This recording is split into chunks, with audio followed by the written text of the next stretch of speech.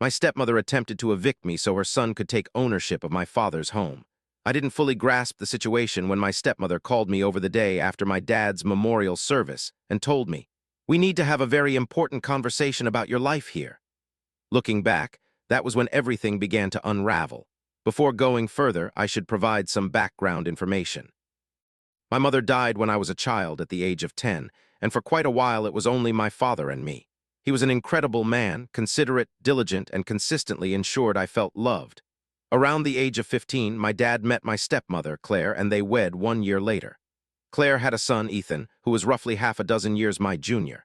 In the beginning, everything was acceptable. Claire wasn't exceptionally affectionate or maternal towards me, but she wasn't overtly unkind either. Ethan was just a regular, sometimes irritating child. We tolerated each other, and I attempted to manage the situation positively because I wanted my dad to be content. As time progressed, however, it became pretty apparent that Claire was far more interested in guaranteeing Ethan had everything he desired than in forming any kind of connection with me. Now we're here, in the present day.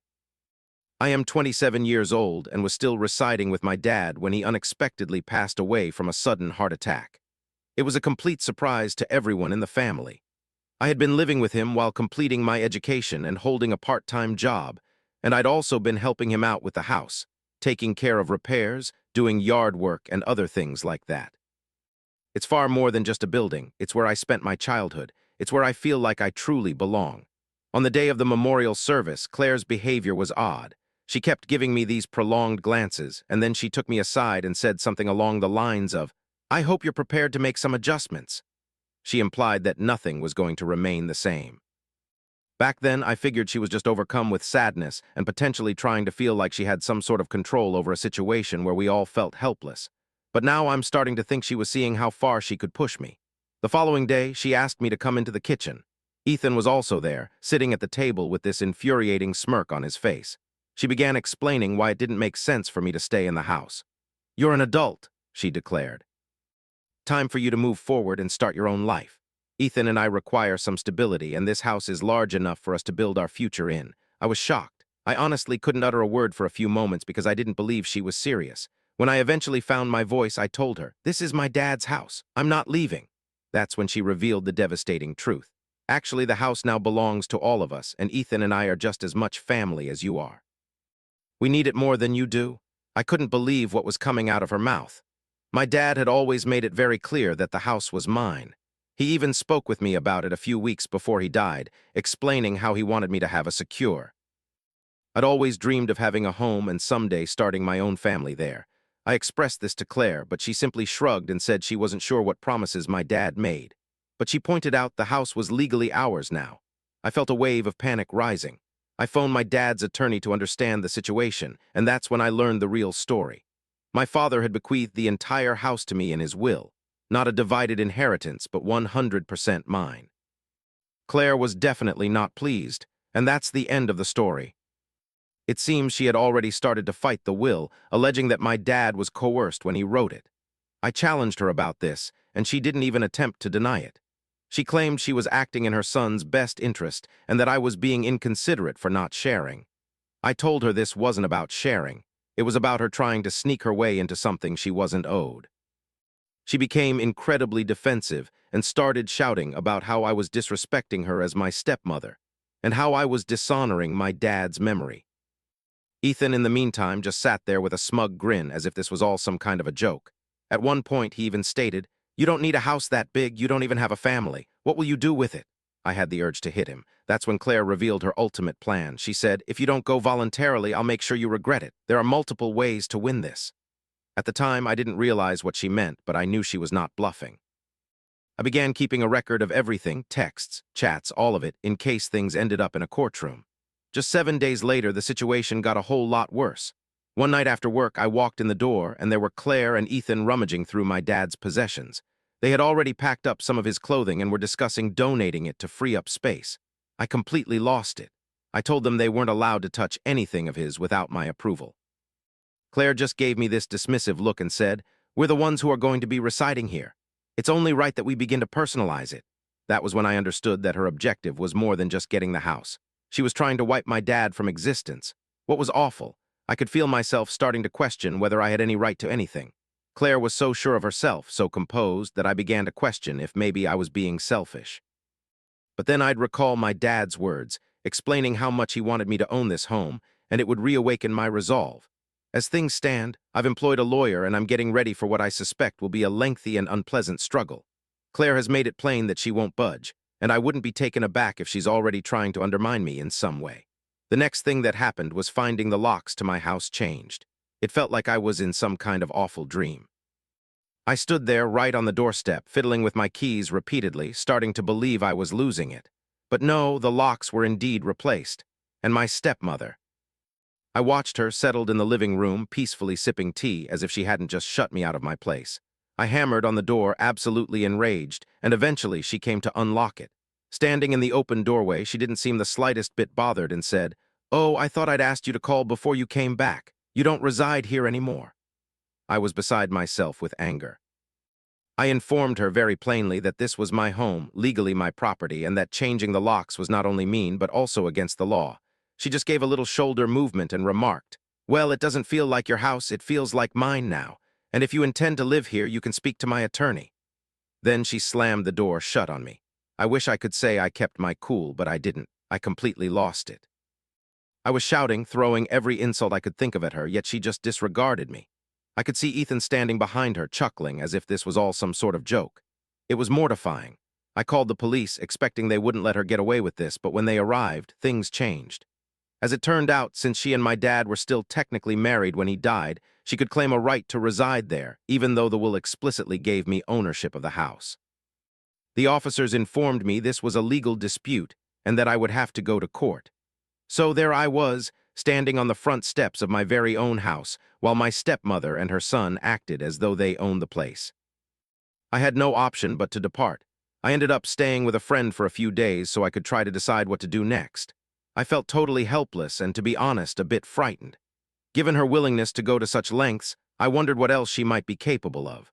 I began to record everything, including text messages, emails, and anything else I thought might assist me in court. My attorney told me that I was doing the correct thing, but cautioned me that this was going to be a prolonged, tedious process. Challenging a will isn't simple, particularly when the opposing side is prepared to resort to underhanded tactics. And Claire, she was certainly playing dirty. A few days after the locks were changed, I received a notice in the mail. It was an official letter from her lawyer asserting that the will was not valid because my father was not of sound mind when he created it. Claire was claiming that my dad had been coerced into giving me the house and that she and Ethan were the rightful beneficiaries. It was the most ludicrous thing I'd ever encountered. My father was as clear-headed as could be until the day he died. He was the one who had suggested updating his will to start with because he wanted to be certain there would be no uncertainty about his desires. But this is where things get even more strange. Whilst looking through some of my father's old documents, I uncovered a handwritten note he'd left in one of his desk drawers. It wasn't dated, but it was unmistakably his penmanship. It stated, if anything, "I've learned a hard lesson. I can't trust anyone except my attorney." I gazed at that message for what felt like ages, attempting to decipher its meaning.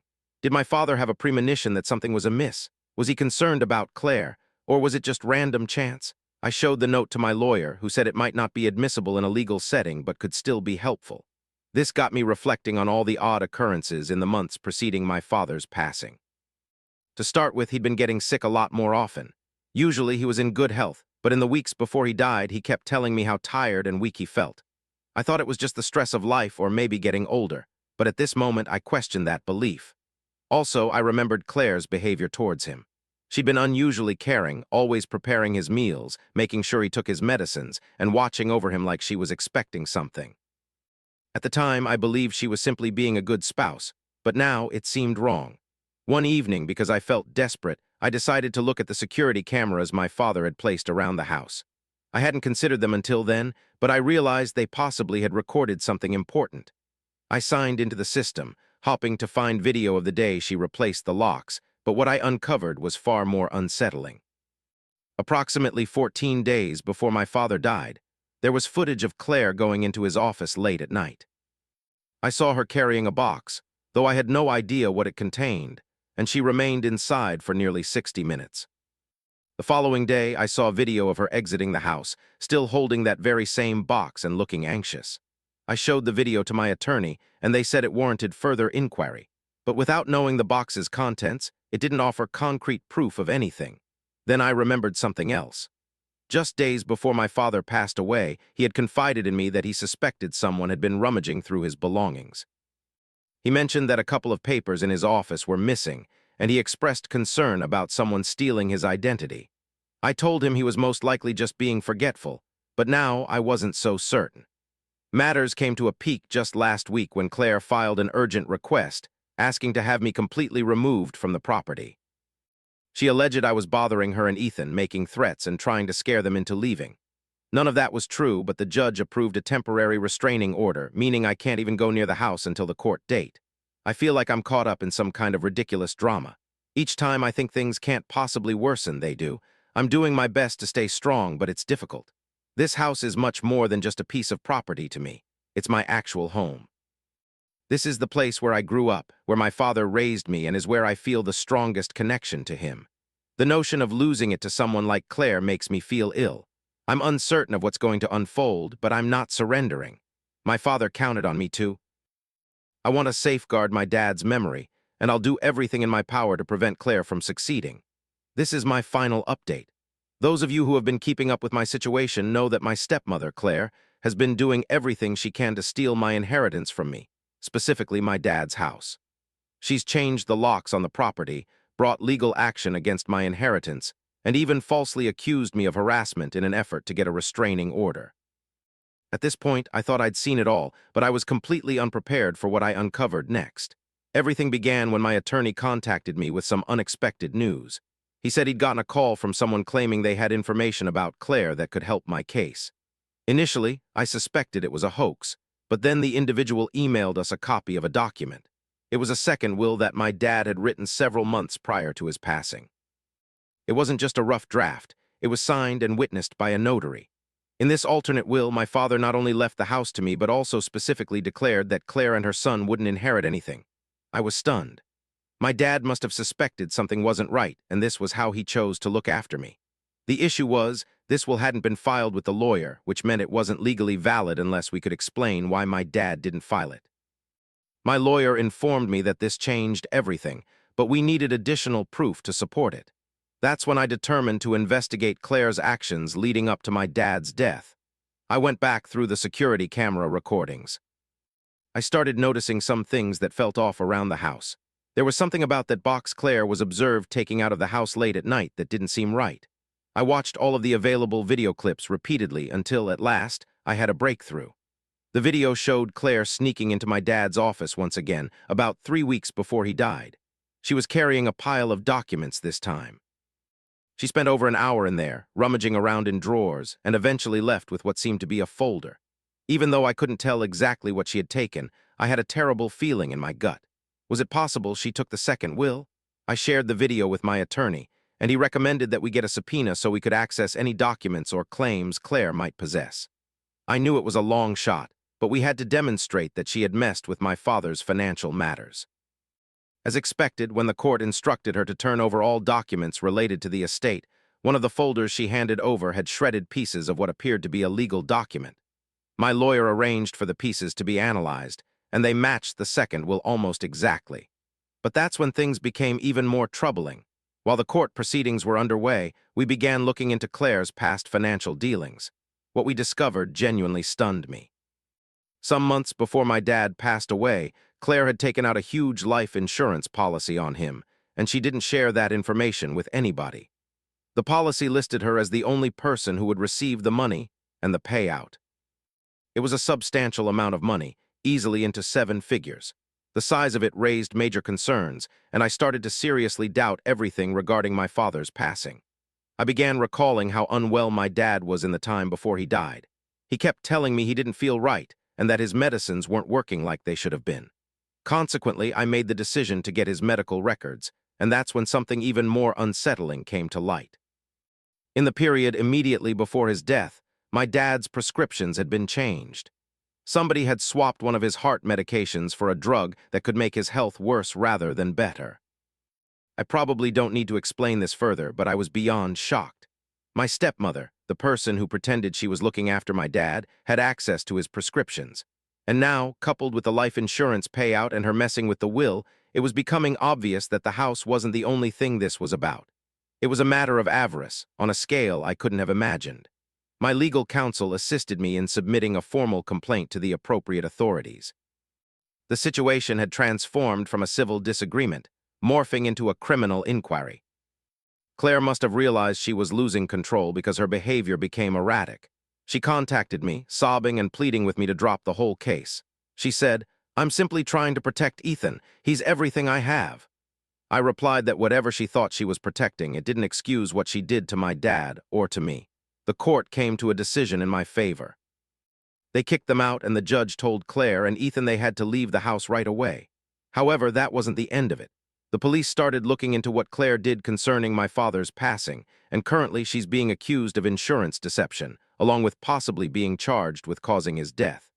I honestly can't describe how strange it is being caught up in all this. It's like something I'd see on a screen, but it's actually my real life. I've gone back to living in the house, yet it's not the same anymore. When I look around, I get constant reminders of my dad and everything he had to go through towards the end. I have this sense of guilt because I didn't realize what was going on earlier, though I also realize this isn't my doing. Claire tricked everyone, including my father, and I'm simply relieved that the reality of things has surfaced. If there's one lesson that I've taken away from this whole ordeal, it's that you can't just trust people based on what they seem to be.